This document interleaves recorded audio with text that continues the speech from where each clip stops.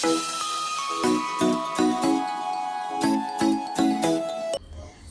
Friends, welcome to happy traditional. இன்றைக்கி நம்ம வீடியோவில் நண்டு கிரேவி எப்படி செய்கிறதுன்னு பார்க்க போகிறோம். இந்த நண்டு கிரேவி பார்த்திங்கன்னா நமக்கு வந்து சளி பிடிச்சிருக்கும் போது, கோல்டு இருக்கும்போது, வாய்க்கு வந்து நமக்கு டேஸ்ட்டாக இல்லாமல் ஒரு மாதிரி கசப்பாக இருந்துச்சு அப்படின்னு சொன்னால் அந்த மாதிரி டைம்லலாம் நம்ம இந்த நண்டு கிரேவி செஞ்சு சாப்பிட்லாம். இது சாப்பிடும்போது பார்த்திங்கன்னா நமக்கு நல்ல காரசாரமாக செஞ்சு சாப்பிடும்போது சளியெல்லாம் ஓடி போயிடும். பார்த்திங்கன்னா இது ரசம், நல்ல மிளகு ரசம் வச்சுட்டு இந்த நண்டு கிரேவி செஞ்சு சாப்பிடும்போது சூப்பராக இருக்கும். சாம்பார் சாதத்துக்கு நல்லாயிருக்கும். இப்போ பார்த்திங்கன்னா இந்த நண்டு கிரேவி செய்கிறதுக்கு 3/4 kg நண்டு எடுத்து வாஷ் பண்ணி நம்ம வச்சுருக்கோம். இதுக்கு வந்து தேங்காய், துருவின தேங்காய் 1 கப்பு, பெரிய வெங்காயம் 4 கட் பண்ணி வச்சுருக்கோம், தக்காளி 4, இஞ்சி பூண்டு இடித்து வச்சுருக்கோம் 2 டீஸ்பூன் அளவுக்கு வரும். தேங்காய் வந்து பால் எடுத்து நம்ம வச்சுக்கிறோம். அதுக்கப்புறம் பார்த்திங்கன்னா புளியும் வச்சுருக்கோம், ஊற வச்சுருக்கோம். தேவைப்பட்டால் நீங்கள் புளி சேர்த்துக்கலாம். இப்போ நம்ம இதுக்காக நம்ம மண் சட்டியில் தான் செய்ய போகிறோம். மண் சட்டி வச்சுட்டு 4 டேபிள் ஸ்பூன் ஆயில் விட்டுருக்கோம். 1/2 டீஸ்பூன் கடுகு சேர்த்துக்கலாம்.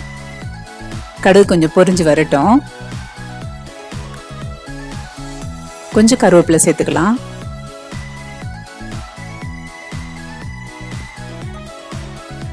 இப்போ நம்ம கட் பண்ணி வச்சுருக்கோம் இல்லையா வெங்காயம், பெரிய வெங்காயம் தான் கட் பண்ணி வச்சுருக்கோம், அதை சேர்த்துக்கலாம்.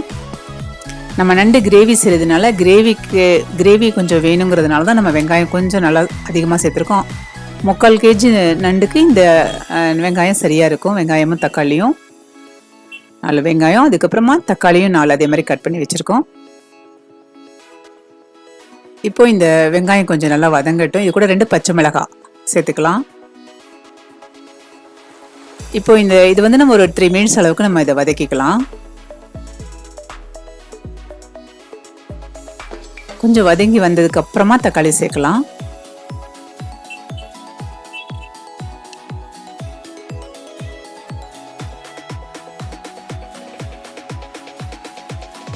இப்போ இந்த தக்காளியும் சேர்த்து கொஞ்சம் நல்லா இது வதங்கணும்.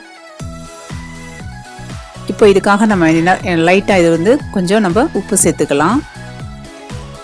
இந்த வெங்காயமும் தக்காளியும் நல்லா கொஞ்சம் வதங்கி நம்ம கொஞ்சம் பேஸ்ட் மாதிரி வந்தால் தான் இது நல்லாயிருக்கும். இப்போ கொஞ்சம் உப்பு சேர்த்துருக்கோம். சேர்த்து நல்லா கொஞ்சம் கிளறி விட்டுக்கலாம்.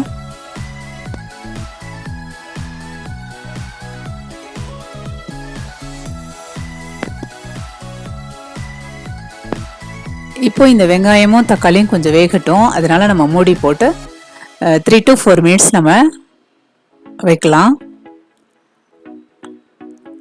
அந்த வெங்காயமும் தக்காளியும் நமக்கு கொஞ்சம் பேஸ்ட் மாதிரி வரும்போது அது நமக்கு நல்லா அந்த கிரேவி நல்லா பேஸ்ட் மாதிரி நமக்கு கிடைக்கும்.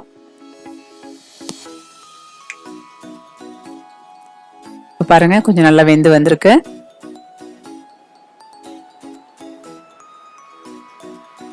இப்போ இது கூட நம்ம இடிச்சு வச்சிருக்கிற இஞ்சி பூண்டு சேர்த்துக்கலாம்.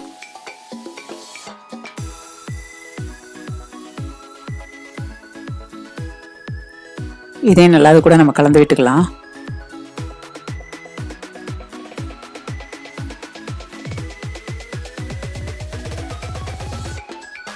இதுக்கப்புறமா நம்ம நண்டு எடுத்து நம்ம நல்லா வாஷ் பண்ணிட்டு வச்சிருக்கோம்ல, அதை நம்ம அடுத்தது சேர்க்கணும்.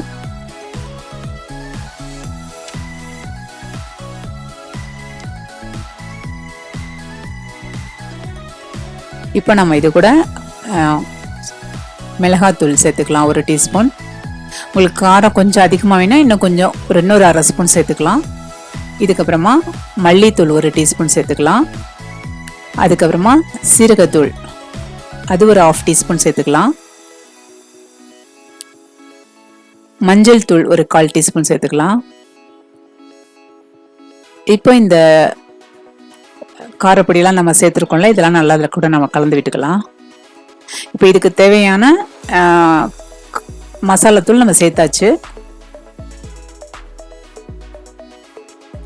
காரம் பத்தலைன்னா மட்டும் இன்னும் கொஞ்சம் சேர்த்துக்கங்க.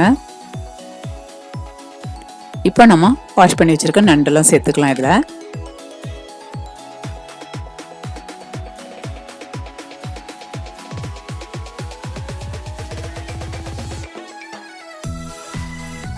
சேர்த்து இந்த மசாலா கூட கொஞ்சம் நல்லா நம்ம நல்லா கொஞ்சம் கலந்து விடலாம். இப்போ நம்ம தேங்காய் பால் எடுத்து வச்சுருந்தோம்ல, அந்த பால் இதில் நம்ம சேர்த்துக்கலாம். இப்போ இந்த நண்டு வேகிற அளவுக்கு நம்ம இப்போ தேங்காய் பால் சேர்த்துருக்கோம். இன்னும் கொஞ்சம் தண்ணி சேர்த்துக்கலாம். இந்த தேங்காய் பால் வந்து தண்ணி கொஞ்சமாக சேர்த்துட்டு இப்போ நம்ம இது கிரேவிக்கு தேவையான உப்பு சேர்த்துக்கிறோம். ஃபஸ்ட்டு கொஞ்சம் நம்ம சேர்த்துருக்கோம், இப்போ கொஞ்சம் உப்பு சேர்த்தாச்சு. சேர்த்து இப்போ நல்லா கொஞ்சம் கலந்து விட்டுட்டு பாருங்கள், இந்த நண்டுக்கு மேலே இவ்வளோ தண்ணி இருக்கிற மாதிரி நம்ம வச்சா போதும். உப்பு காரமெல்லாம் செக் பண்ணிக்கலாம். பார்த்துட்டு இப்போ நம்ம இதுக்கு மூடி போட்டு நம்ம வைக்க போகிறோம். பாருங்கள், இந்த அளவு இருந்தால் போதும். தேங்காய் பால் போட்டுட்டு அதுக்கப்புறமா நம்ம தண்ணி சேர்த்துருக்கோம்.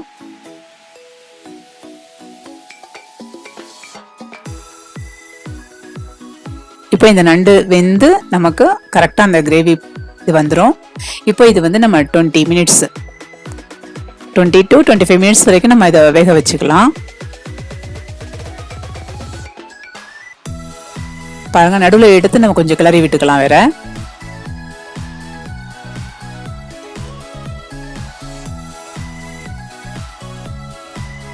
இந்த தண்ணியெல்லாம் நல்லா வற்றிட்டு நமக்கு கிரேவி வந்துடும்.